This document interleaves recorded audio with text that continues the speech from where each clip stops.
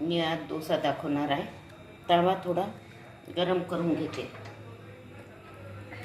आणि त्याला थोडं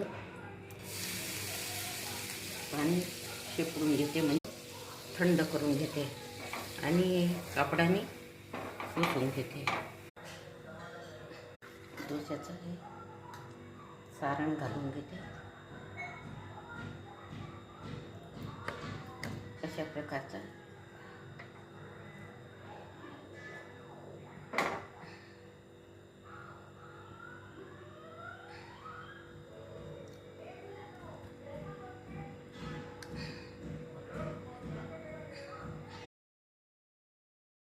सारण घालून घेते,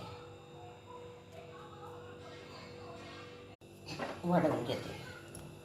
त्यामध्ये आता थोडं किनारीनं तेल सोडून घेते। आता छान हा होऊन राहिलेला आहे डोसा। आलूची भाजी त्यावर टाकून घेते।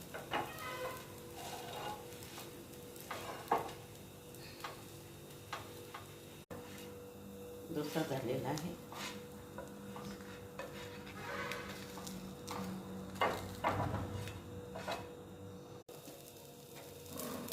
आता मी याला आलूची भाजी लावून घेते।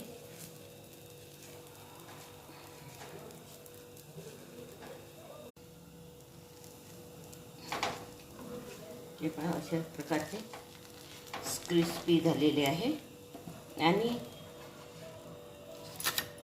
वर आंब्याची चटणी केलेली आहे। आंब्याचं सीजन आहे, तर आता ही माझी रेसिपी तुम्हाला डोसे आवडली असेल, माझ्या ग्रामीण चॅनलला सबस्क्राईब करा आणि लाईक करा।